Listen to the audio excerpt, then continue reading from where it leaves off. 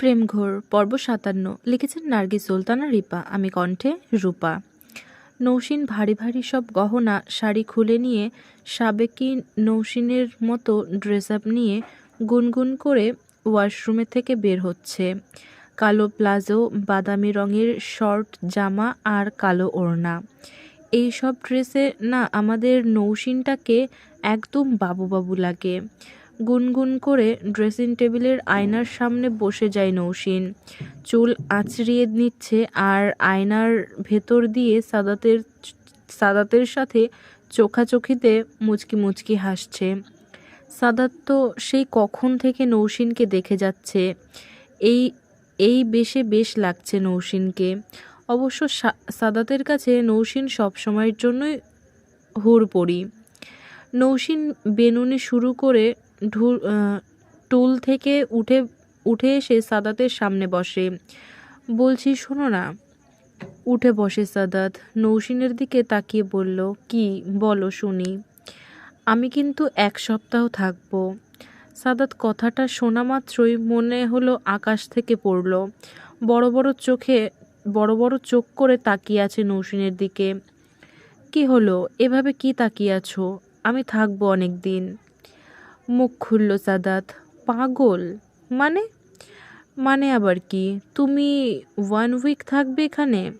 তো তুমি কিন্তু একদিন বলেছিলে আমি চাইলে হাইয়েস্ট 1 উইক থাকতে পারি। তাহলে? সাদাত নৌসিনের হাত থেকে অর্ধেক করা বেনুনিটা নিয়ে সুন্দর করে শেষ পর্যন্ত বেঁধে দিল। তারপর নৌসিনের দুগালে হাত রেখে বলল, আমি কি করে থাকবো? কেন? কেন মানে? তোকে ছাড়া ১ সপ্তাহ আমি পারবো না তো। কেন আমাকে ছাড়া থাকবে কেন? তুমি রোজ আসবে, তাহলেই তো হলো। সেটা হয় নাকি? শ্বশুরবাড়ি রোজ আসলে লোকে তো ছোচা বলবে রে আমায়। সাদাত, আরে বাবু তা না, দেখো ট্রুলি বলতে গেলে আমি তো এই বাড়ির জামাই, মেহমান। আমি চাইলে তোমার সাথে দুদিন থাকতেই পারি। তাই বলে তুমি ১ সপ্তাহ থাকবে বলে যে আমিও থাকবো, সেটা তো কেমন দেখায়। তাছাড়া আমার শ্বশুর বাড়ি তো একদম কাছে, আমি যখন খুশি চলে আসতে পারি। দূরে হলে না হয় বউকে নিয়ে আরাম করে ১ সপ্তাহ থেকে আসতাম, বছরে ১ বা ২ বার, কিন্তু বাসা তো কাছেই। তাই কি বলছিলে? প্রতি মাসে আনবো। তো প্রতি মাসে ২ দিন এসে থাকবে। তাহলে আসলে ১ সপ্তাহ না আমার জন্য কষ্ট হয়ে যাবে। অভ্যাস হয়ে গেছিস তুই। সকালে কে ডেকে দিবে? চোখ খুলে কার মিষ্টি মুখটা দেখব? রাতে কে বুকে মাথা রাখবে? নৌসিন কি বলবে খুঁজে পাচ্ছে না। সেও তো সাদাতকে ছাড়া ১ মুহূর্তও থাকতে পারে না আজকাল। তবুও ঘটনা সামলাতে বলল, ওকে ১ সপ্তাহ না, আমি ৩ দিন থাকবো। আবার কি? আমি তো ওই দিন হাফ রাত অ্যান্ড হাফ ডে থাকলাম। বেবিটা হয়েছে, একটু আদর করব না? সাদাত নিশ্চুপ হয়ে নৌসিনের মুখের দিকে তাকিয়ে আছে। নৌসিন সাদাতের হাত ধরে আহ্লাদি কণ্ঠে বলে ওঠে, ও সাদাত। সাদাত ঠোঁটের কোণে একটা হাসি টেনে বলে, আজ কিন্তু একটা রাত পার হয়ে গেল। আজ আমি আছি, ২ দিন থাকবে তুমি। পরের দিন বিকেলে যাওয়ার সময় নিয়ে যাব। নৌসিন না কে? ওর মতো খুশি আর কেউ না।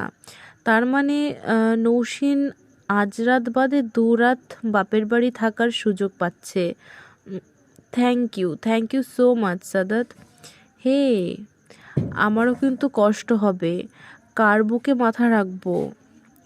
আহারে বাবা, আদুরি স্বামী সোহাগী রে। কি? জি, জুসুরি।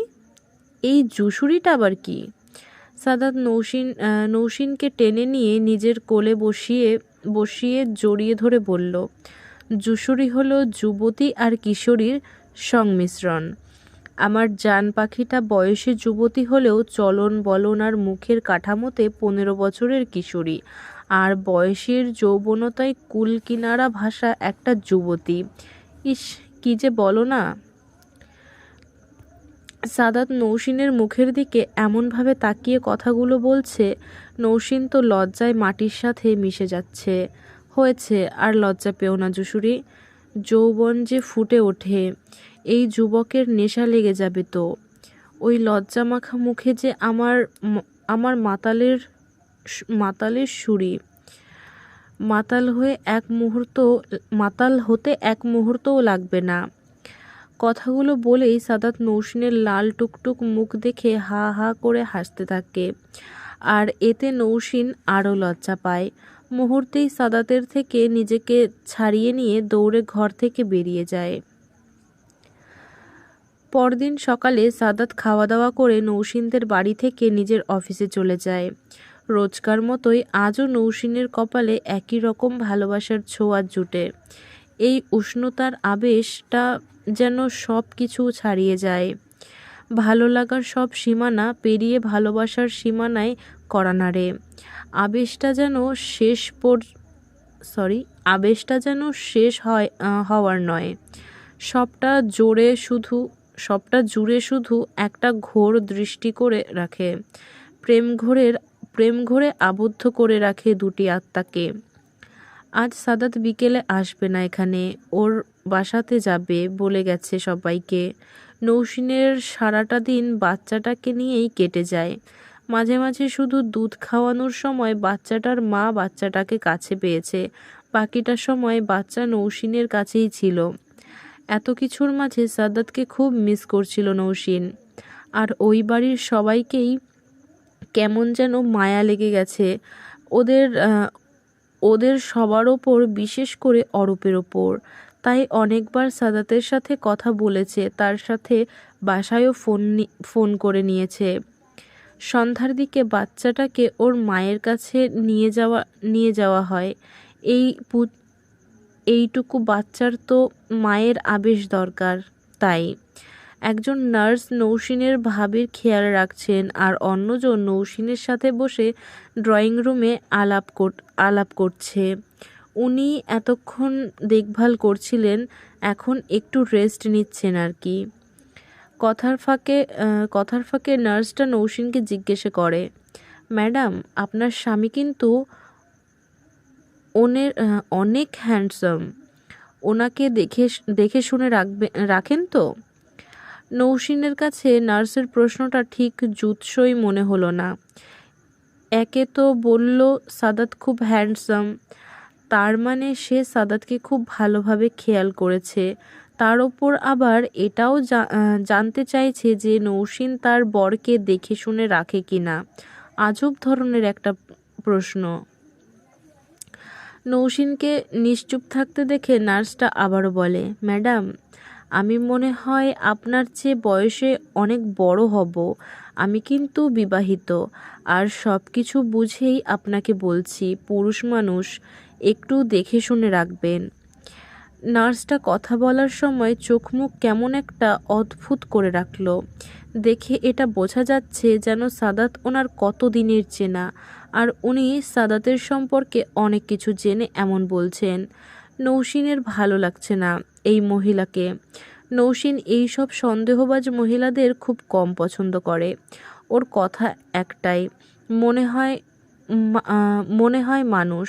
সে মনে যদি অন্য কেউ এসে যায় তাহলে সেখানে জোড়াজুড়ি করার কিছু নেই, আর মন একটাই হয়। যদি মনের মানুষকে সত্যি একবার মন দেওয়া হয়, তাহলে সে মনে কোনো রূপসী হোক আর কোনো মোস্ট ড্যাশিং বয় হোক, তার কোনো জায়গা নেই। সেই জায়গা শুধু ভালোবাসার মানুষের জন্য।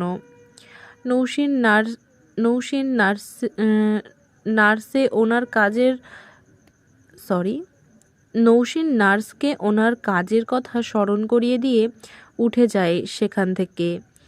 মাকে সাহায্য করার জন্য রান্নাঘরে যায়। আরফানরা আসবে আজ বাচ্চা দেখতে, তাই ওর মাকে অনেক কিছু বলছে, সাথে সাথে নৌসিনও হাত লাগাচ্ছে। আচ্ছা মা, ভাবির 8 মাসেই বেবি হয়ে গেল? 8 মাসে না রে পাগলি, তোর ভাবি তো প্রথম দিকে ডেট ঠিকঠাক বলতে পারেনি, আর ডাক্তারের হিসেবে 8 মাস 2 সপ্তাহ ছিল তোর বিয়ের সময়, আর আমার হিসেবে 9 মাস পড়েছে এটা। ডাক্তার তো বলেছিল পরের সপ্তাহে সিজারের কথা, কিন্তু আল্লাহর রহমতে আগেই হলো, সেগুলোর দরকার হলো না।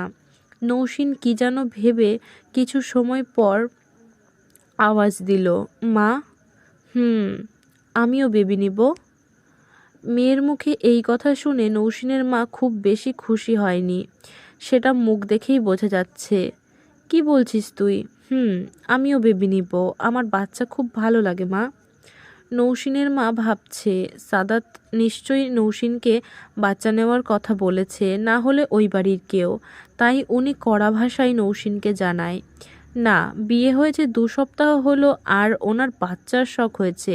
আমি তো শাশুড়ির সাথে কথা বলবো, এখন এসব না, শরীরে নাই কিছু আমার মেয়ের, আর ওরা বললেই বাচ্চা নিতে হবে। বৌমা কি নাদোষ নুদোষ, তাই জীবন যায় যায়, আর আমার ছোট একটা মেয়ে, ওর আবার বাচ্চা। নৌশিন ঠিক বুঝতে পেরেছে ওর মা কি ভেবেছে, তাই ওর মাকে জড়িয়ে ধরে বলে, না মা, সাদাত আমাকে ওই সব কিছু বলেনি, আর ওই বাড়ির অন্যরাও না। আমি সাদাতকে বলেছি, ও না করে দিয়েছে। প্লিজ তুমি ওই মাকে কিছু বলো না। নৌশিনের মা নৌশিনকে নিজের সামনে এনে ধমকের সুরে বলল, কি তুমি বলেছ সাদাতকে বেবির কথা? ভয় পেয়ে হ্যাঁ সূচক মাথা নাড়ায় নৌশিন। বাহ, ভালোই বড় হয়ে গেছো তুমি। 22 বছর বয়সে বাচ্চা হয় মানুষের স্বাভাবিক, কিন্তু 22 বছর বয়সে 43 কেজি ওজনের মানুষ কমই হয়। তাই আগে নিজেকে তৈরি করো, তারপর এসব চিন্তা ভাবনা করো। নৌশিন প্রায় কেঁদে দিবে অবস্থা। তোমার ভাবির 31-এ বাচ্চা হলো, আগেরটা তো টেকেনি, আর নিজেও মরার মতো হয়ে গিয়েছিল, দেখেছো তো তুমি। তোমার চেয়ে হেলদি ছিল, আর তারপরও কি হলো? বাচ্চাটা টিকেনি, আর তোমার ভাবির। তাই আমি চাই না তুমি ঝুঁকের বশে কিছু একটা সিদ্ধান্ত নাও। সময় হোক, তারপর এসব হবে। সো এই পর্যন্তই ছিল প্রেমঘোর পর্ব 57। পরবর্তী পর্ব খুবই শীঘ্রই আসবে, সাথেই থাকুন। আজকের মতো টাটা।